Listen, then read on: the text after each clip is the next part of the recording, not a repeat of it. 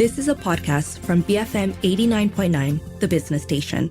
12:05, Sunday, the 20th of November. You're listening to Battle for Malaysia, BFM's GE15 results coverage.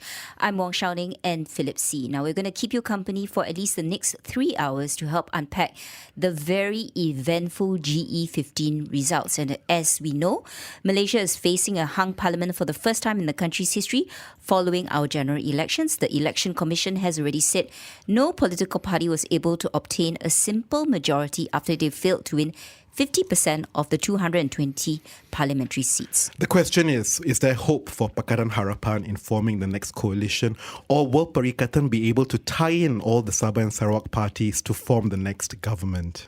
And that is the question we are really going to ask our guest, Dr. James Chin, lecturer in Asian Studies at the University of Tasmania. Good afternoon, James. What happened? Let's start with PAS first, because I think they were the big surprise of the evening. What happened? Did everyone underestimate PAS's ability to gain ground? They are now the biggest bloc in parliament with 49 seats out of a contested 70. Yes, good morning. So I think people really underestimate PAS in the last week of the campaign. I think there were many reports coming out in the last week of the campaign that the mood was shifting to green, in other words, towards PAS. But people did not understand the momentum and the speed in which PAS were able to mobilize the rural Malay ground. So that was a huge surprise. I don't think anybody saw that coming. People knew that PAS was getting ground, but people did not understand how big the ground was.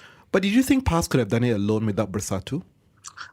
For this election, I suspect the answer to that will be yes.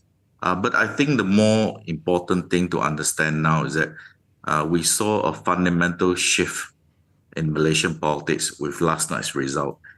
Because prior to this, it was understood that Malaysian politics was always in the middle with a major coalition.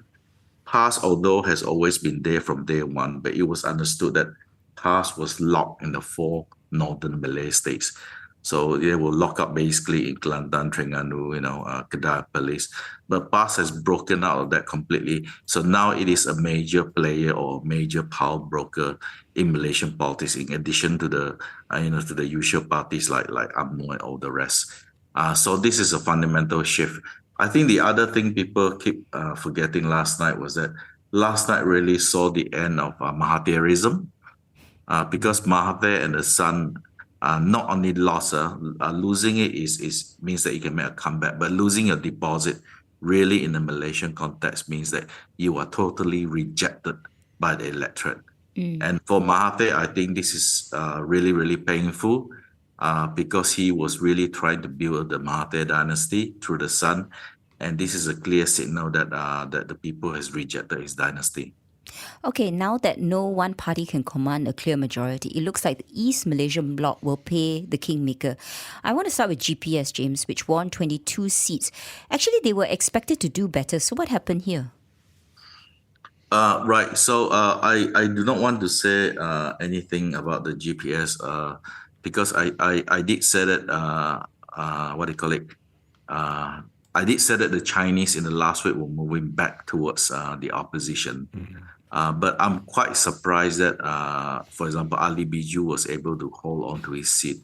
But I am really, really surprised about Miri because all the reports I was getting prior to the election was that the Miri PKR candidate was going to lose. So that is a major surprise. I don't really have an explanation for it. But the only thing I will say is that I think it is very, very likely that GPS will not go with Pakatan Harapan to form the government, even though Pakatan Harapan has the largest number of seats. But James, building on that, right, GPS represents Sarawak, of which we know there's a large Christian population. And then on the other side of Perikatan Nasional is PAS, which is, of course, a Islamist party. So how can they all work together if they are part of one coalition? Look, the way I see this is quite straightforward. I mean, in politics, we all know there's no permanent enemies and there's no permanent friends. When people raise that issue with me about PAS working together in the same government, GPS, My short answer is that that's what they've been doing for the last 2 years, since 2020. So it's really not an issue. I think the most realistic option is because I know among the political establishment, there's a strong push to stop Anwar becoming prime minister no matter what. So if Muhyiddin comes back, the interesting thing is that, this entire election will be a complete waste because the bottom line is that we will be seeing the same sort of government we saw in the last 2 years.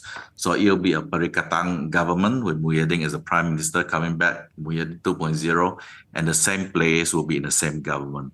Except perhaps without Barisan Nasional. I would suspect Barisan will actually sign up for this government. Okay, I want to take a bit of a step back and understand why GPS will not work with Anwar Ibrahim. If you give us a history lesson here. Why would GPS not work with Anwar? Yes. I think there is it's actually more than history. It's got to do with the local politics in Sarawak. So there's a lot of bad blood between GPS and the Sarawak DAP leader, and that is spilled over to the federal level. And I guess now the question is, what will GPS ask from the PN government? What kind of lever will they exercise to get what they want in this next administration? I don't think they even have to ask because they have worked together for many, many years. People keep forgetting that Muhyiddin was previously with UMNO, so they've always worked very closely together. I don't think they have to ask, but what is clear in my mind is that when a new government is formed, there will be a deputy prime minister from Sarawak. Okay, and let's focus on some of the seats. I mean, for example, in Julao, PBM's Larry Seng beat GPS. What does this then mean for PBM and which way will they swing, albeit they only have one seat? That's the wrong way of looking at it because in the case of Julao, it was personality-based. My point is that if Larry Seng had stood under any other ticket, he would have probably won. So it was a very personal thing. So in my view, PBM is actually zero because none of the people who stood under the party label actually won. So it was really a matter of personality then. Yes, in July, definitely Larry can stand under another party and would have won. I just want to come back to what you said earlier, that the difference is that UMNO will be in this government. Don't forget, UMNO was also in the last government in 2020. So basically, the point I'm making is that I think, in all realistic, we have to assume that the next federal government will be the same government that we saw in the last 2 years. The big difference this time is that PAS will be the core, with close to 50 seats, right?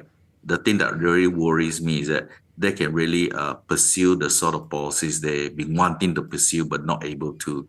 So I can give you a scenario where I think a lot of Malaysians will be really, really concerned. So PAS is so huge within the new coalition, say 50 seats. At the minimum, they'll control 1/3 of the government and probably more. This means that they have the leverage to ask for some of the things they've always wanted but couldn't get it. So for example, can you imagine PAS controlling the education ministry? And you know what they'll do to the curriculum. So then I guess the bigger question here is, as you say, right, PAS has done exceptionally well. I think nearly double the seats of Bersatu in the Perikatan National Coalition. Do you think at the end of this tenure, we might even see PAS taking over the prime ministership? No, I don't see that happening. But I do see, for example, if there needs to be a compromises to be made, it could be Muhyiddin may decided to appoint 2 deputy prime ministers, one from Sarawak and one from PAS. That is doable. But at the present moment, I do not think that Hadi Awang can put himself up to being the prime minister for all sorts of reasons that we can't go through here. But at the present moment, no. If he had been other past leaders, maybe, but not Hadi Awang. And I just want to build on this point you said about the DPM role.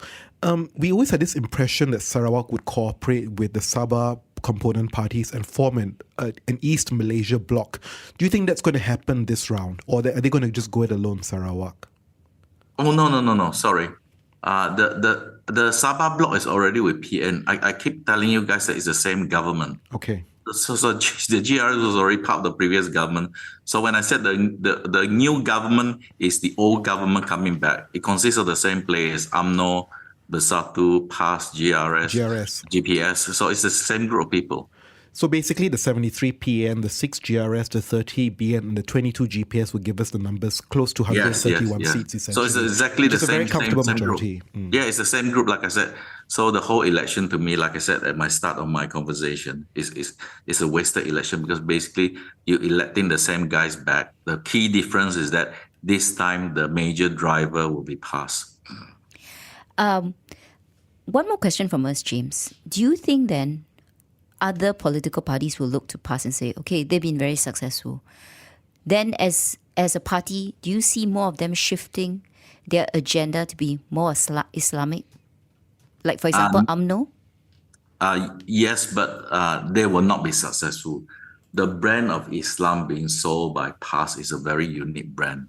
I do not think any other party at the present moment is capable of replicating that. So PAS is really what they call, they're in a unique situation of their own.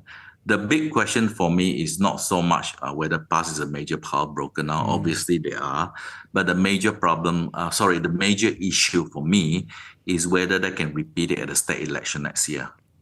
And so, when we started this conversation, you said that PAS started off, in the northeastern states, and they've now become more of a national party, right? What strategies did they adopt, in the past 3-4 years to extend their reach from becoming a niche party on the East Coast? So if I knew that, I would have predicted they'll make a big comeback in this election. All right. Thank you for your time. That was Dr. James Chin, lecturer in Asian Studies at the University of Tasmania, giving us his views on the recent developments. And he basically thinks we're going to get the government that we actually just had before GE15, exactly the same. Exactly the same. I think that's why he's called it a wasted election. I think we saw a tweet from Tan Sri Muhyiddin Yassin where we saw, I think... a picture of the GPS leader. And of course the PAS leader also. All meeting together. I think it looks like Tan Sri Muhyiddin's house having a bit of a tea. High tea. Well, it's a bit too early for high tea. But in any case, look, if that happens, they will easily get the numbers. 130 is past the 111 mark. But it comes back to the question, I think, to do that post-mortem of what happened and how come PAS became super mainstream. And who voted for them? And I really liked your question when you posed to James, right, about, someone like Barisan Nasional and UMNO, whether they should tack towards the more conservative angle and, try and win back PAS voters, or perhaps they go back and even take some of Pakatan Harapan's voters and try and segment that out. And I wonder what strategy, someone like Barisan Nasional will take for GE16. Well, I think there'll be lots of soul searching, and even for, let's say, Barisan Nasional, right? So much will depend on what's going to be happening on the UMNO front because they're heading towards their own election 6 months after GE15, right? Yeah. So that election is critical. Will anybody from that party be resigning? Is the next question. Who's going to say, hey, this is my fault? The party didn't do well. I didn't win that many seats. Well, there have already been calls for the resignation of UMNO President Zahid Hamidi, I think from the Johor Menteri Besar, in view of the really abysmal results that we saw in Barisan Nasional. 30 seats only won. UMNO of those 30, 26 MCA 2, MIC 1. Really terrible numbers. I think the worst performance in its history. Yeah, because I thought, there were pundits who expected, especially MCA, to do much better this time round, right? Gaining some credibility, especially with the Chinese voters. But clearly that's not happening. But we're going to take a short break. Keep it here because the battle for Malaysia BFM's GE15 results coverage will continue. BFM 89.9. You have been listening to a podcast from BFM 89.9, the business station. For more stories of the same kind, download the BFM app.